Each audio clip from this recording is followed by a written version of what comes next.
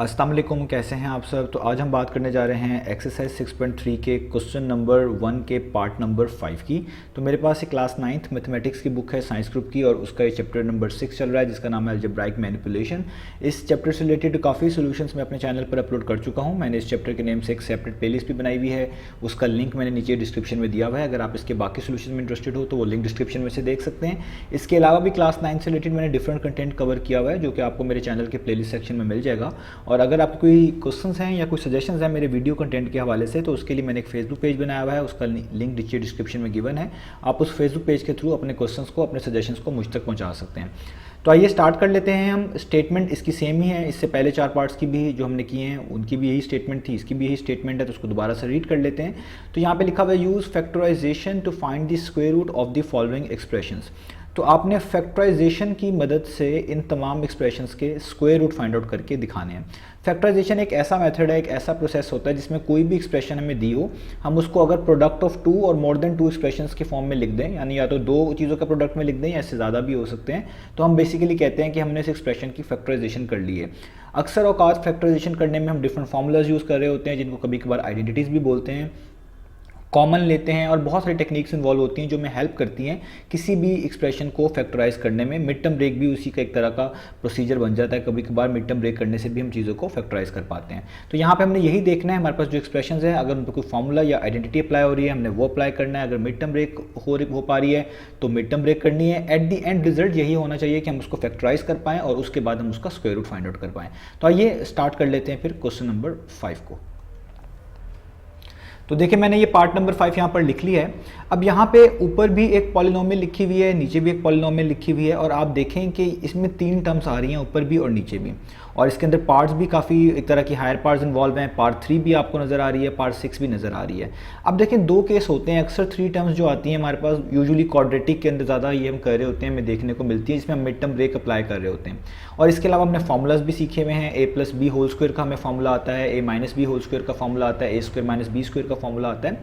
तो हम कोशिश करते हैं कि पहले क्वेश्चन पे देखें कि अगर कोई आइडेंटिटी यानी जिसको हम फार्मूला भी बोलते हैं वो अप्लाई हो जाता है तो सबसे अच्छी बात यह है कि हम वो अप्लाई कर लें। तो आप यहाँ पर देखें 4 है, 12 है और 9 है।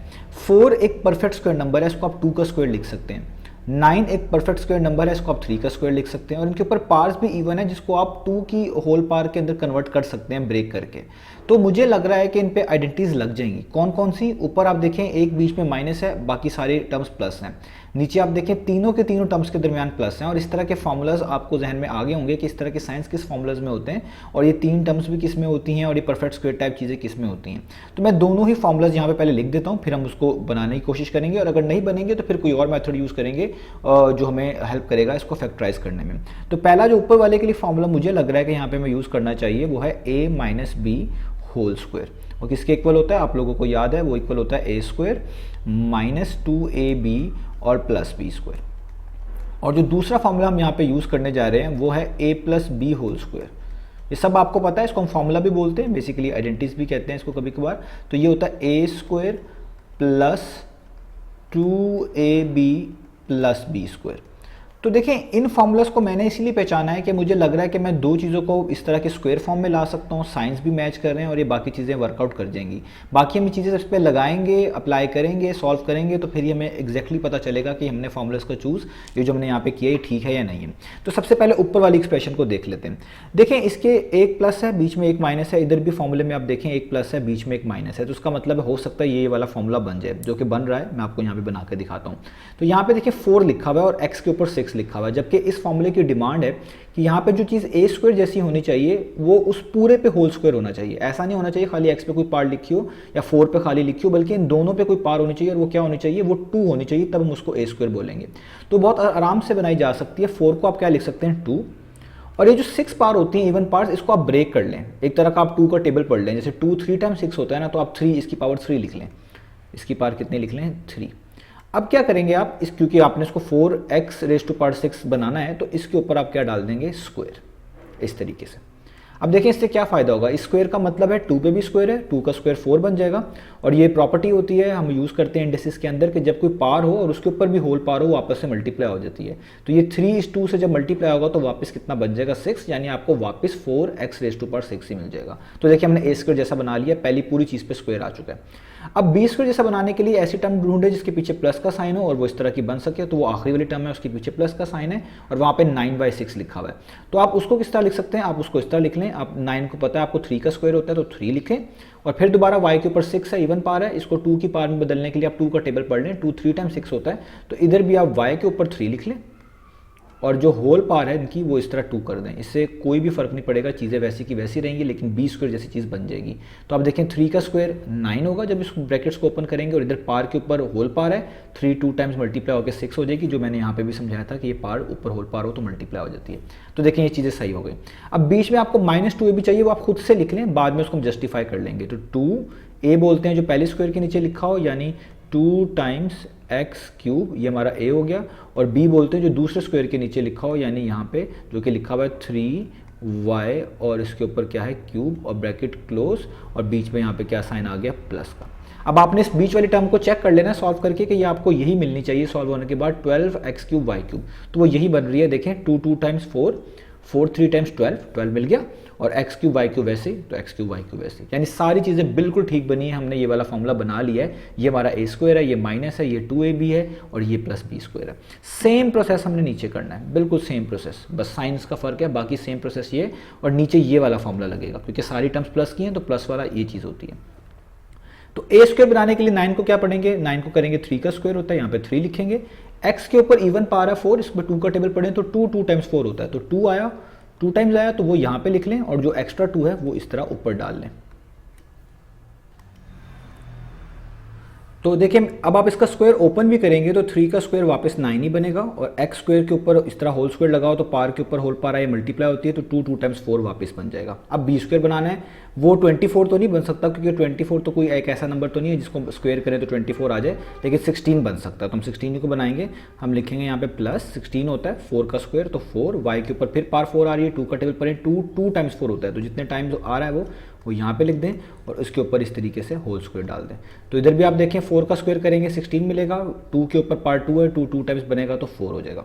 अब बीच में आपको क्या चाहिए, जस्ट 2a चाहिए, तो आप खुद से लिख लें, उसको बाद में चेक कर लेंगे। प्लस 2a बोलते हैं जो पहली स्क्वायर के नीचे टर्म लिखी हो, यानी 3x², और b बोलते हैं जो दूसरे स्क्वायर के नीचे टर्म लिखी हो, यानी 4y², और यहाँ पे ब्रैकेट क्लोज। और अब आप इनको मल्टीप्लाई करके चेक ज़रूर करना है कि इस चीज़ें वही चीज़ बननी चाहिए जो आपके क्वेश्चन में लिखी हुई थी। तो देखें 2 3 टाइम्स 6, 6 4 टाइम्स 24 आ गया, और x² y² वैसे का वैसे, तो ये हमें वहाँ पे वैसे का वैसे ही लिखा हुआ है, तो यानी चीज़ बन गई है। आपने इनको कन्फर्म ज़रूर कर लेना है ये चीज़ें बनाने के बाद कि ये सॉल्व होकर यही चीज़ बन रही हो। अगर ये नहीं बन रही तो आप इस पर आइडेंटिटीज़ नहीं लगा सकते, फिर कोई मिड टर्म ब्रेक या जो भी प्रोसेस होते हैं बाकी उनकी तरफ आपको जाना पड़ेगा। अब देखें ये दोनों के दोनों फॉर्मूलाज बन चुके हैं। ये ऊपर वाला जो है ये a - b होल स्क्वायर का फॉर्मूला है, नीचे वाला a + b होल स्क्वायर का फॉर्मूला है। तो अब मैं जस्ट इनको इनकी वापस फॉर्म में लिख रहा हूँ कि अगर कोई चीज़ इस फॉर्म में लिखी हो तो उसको इस फॉर्म में लिखा जा सकता है। तो ये a² - 2ab + b² लिखा हुआ है, तो इसको लिखा जा सकता है a - b का होल स्क्वायर।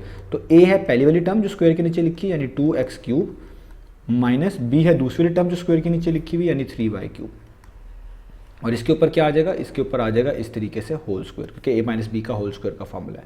सेम नीचे करना है, ये a² + 2ab + b² है, तो इस वाले फॉर्मूले के थ्रू इसको लिखा जा सकता है a + b का होल स्क्वायर। तो आप यहाँ पे लिखेंगे a, यानी जो पहली लिखी हुई है स्क्वायर के नीचे टर्म जो कि लिखी हुई है 3x² + b² जो कि दूसरे स्क्वायर के नीचे लिखी हुई है, यानी 4y², और इसके ऊपर क्या आ जाएगा, इस पर आ जाएगा होल स्क्वायर। यहाँ तक हमने कर लिया।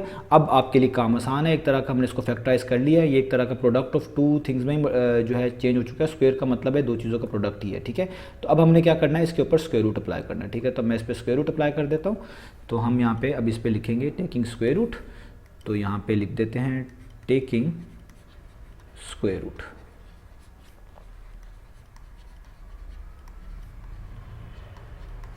तो स्क्वायर रूट क्या करना है, आपने इस दोनों पे अलग अलग स्क्वायर रूट ले लें वो भी ठीक है, एक ही स्क्वायर रूट ले लें उसको बाद में अलग अलग कर लें वो भी ठीक है, वो आपकी अपनी चॉइस है। तो यहाँ पे हो जाएगा 2x³ - 3y³ ऊपर स्क्वायर, और नीचे आपके पास आ जाएगा इस तरीके से 3x² + 4y² और इसके ऊपर भी इस तरीके से आ जाएगा स्क्वायर, और यहाँ पे आ जाएगा स्क्वायर रूट इस तरीके से। तो ये देखें, ये स्क्वायर आपको पता है स्क्वायर रूट से कैंसिल हो जाता है, ये भी स्क्वायर रूट से कैंसिल हो जाता है। तो फाइनल आंसर क्या आएगा? फाइनल आएगा 2x³ माइनस 3y³, ठीक है। और यहाँ पे नीचे आएगा 3x² प्लस 4y², क्योंकि स्क्वायर रूट से कैंसिल हो जाएगा। और ये दोनों का आंसर स्क्वायर रूट की वजह से आया है। तो आपको मैंने बताया स्क्वायर रूट के दो पॉसिबल आंसर होते हैं, एक पॉजिटिव और एक नेगेटिव। तो आपने साइन लगाना नहीं भूलना, तो एक पॉजिटिव और एक नेगेटिव, और इस तरह ब्रैकेट डाल दीजिएगा ताकि ऐसा ही महसूस हो कि ये दोनों के साथ है, अलग अलग डालने से बेहतर है। तो इसलिए इन पर ब्रैकेट्स डालिएगा और बाहर प्लस माइनस लिख दीजिएगा, यही इसका बेसिकली आंसर कहलाएगा। तो मुझे उम्मीद है आपको क्वेश्चन समझ आया होगा। इंशाल्लाह नेक्स्ट वीडियो में मिलेंगे बाकी सोल्यूशंस के साथ।